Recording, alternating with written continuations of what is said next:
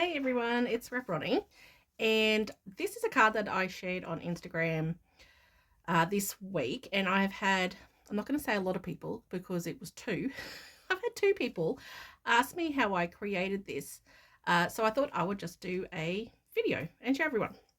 So I used the Sunflower 3D embossing folder.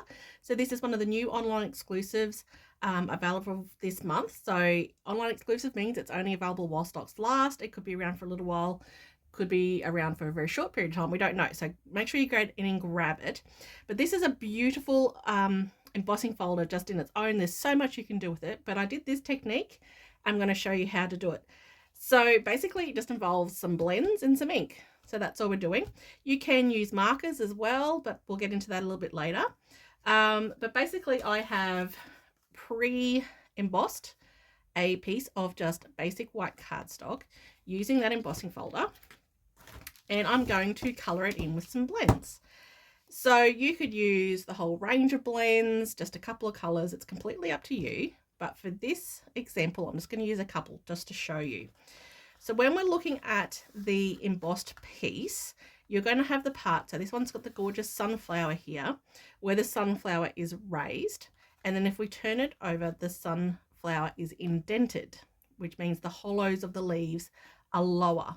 And that's the side that we want to use. So we want to colour in the hollow parts, the parts that are not raised up. So I'm going to use this side here. And I'm basically going to colour in the petals. And I don't have to be neat. I just want to colour in the petals. So as I said, with the blends, you could use the different tones. So each of the blends comes with the light and the dark. And you could spend time using that to colour in like you normally would with blends, with light and dark. You could use different colours and have different ranges. So I'm not going to get into that in this video. But we're just going to colour in these petals. So I don't think I'll do the whole piece of this, because we might be here for a little while whilst I'm colouring. But as you can see, I'm not being real neat. I'm trying not to go into other parts. So like the centre of the flower here, that's a different colour. And I don't want to do the leaves. They're going to be green. I just want to get the petals. But as you can see, I haven't been real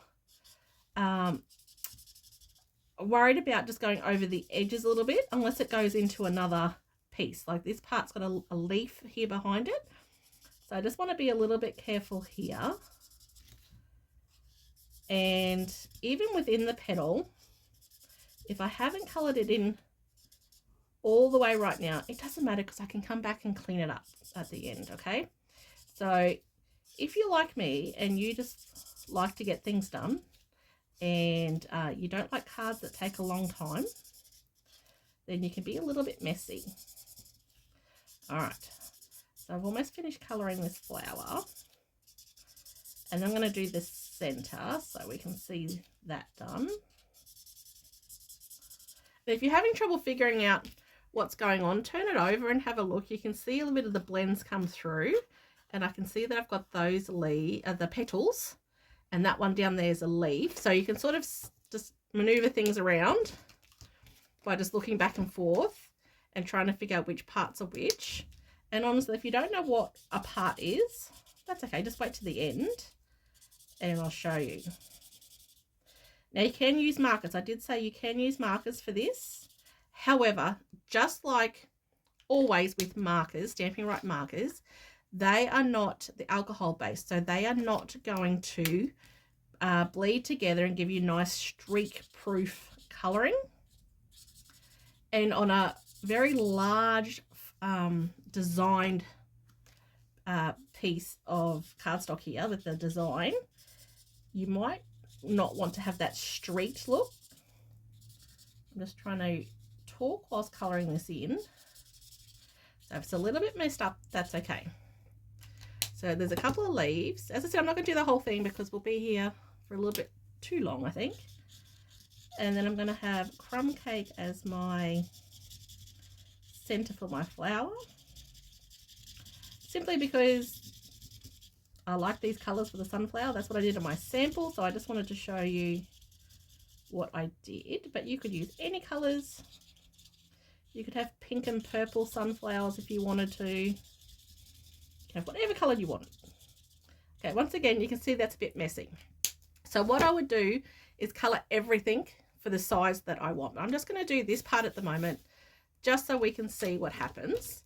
So then I'm going to take my black memento ink. Now you can use any ink, but you'd want a dark colour, and I'll show you why. I'm going to grab some scrap paper here at the moment because I'm going to go off the edge. Basically, I'm going to run this across the top, trying to just get the top layer of what's embossed here. So you just want the raised edges. So that's why we were colouring in the hollows. And I can just keep going back and forth over with this until I get the desired amount of ink that I want. Now, as you can see, it's just leaving all those hollows with the colour. So that's why you want the dark ink, because I was messy. I went over the edges, and it's going to hide all those imperfections that I did with my colouring. So now I can come back. So you can see I've missed a few bits and pieces in here. I can always come back in now and colour over those. Or if I was couldn't figure out what a hollow actually was, I could do this, and now I can realise a bit better that it was actually supposed to be a petal or a leaf, and then colour it the right colour. But this is the beauty with the blends. I can come in now and give it a bit of shading. This is exactly the same colour. I think this is the dark daffodil. And I just do a little bit extra. It's going to blend in with what's already there. Stamping Right markers are not going to do that. But if you've got a smaller design in your embossing folder, Stamping Right markers will be fine. So now I can just go through, just clean it all up to get the desired effect that you want. So obviously I missed a few little bits around here. I could come in with the different shades of blends, the different darknesses and lightnesses, and get that in there and do the whole thing. And that's going to give me that gorgeous coloured effect. So it's hard to see on camera, obviously, but this has got so much texture into it because this is one of the 3D embossing folders too. So you're really going to get that gorgeous textured feel to the card. So I've got some other cards that I played around with. So this was exactly the same embossing folder, but this time I used the early espresso as instead of the black to go over the top. So as you can see, there's a bit of a difference here. The black gives you a real harsh, just that real contrast between the colors and the black, whereas the dark brown just gives it a little bit lightness to it, but you still need that dark color to go over. But I really like the difference with the black, especially with sunflowers. Brown just really gives it that little bit of a different feel. And then I use this one. This was just the waves embossing folder, and I just did this one with different blues on here, and I just really love how the effect of this one's come out. As you can see, it's quite messy. Once again, if I was a little bit neater, maybe I wouldn't get as much of those smudges, but I really do love the effect that I've got from this. And you really don't need to do much to these cards because you've got so much going on with the embossing folder and the colouring with it that you don't need to add much to these cards. So there we go. Grab out your embossing folders, grab out your blends or your markers and your inks, and give this technique a go and let me know what you come up with. All right, bye.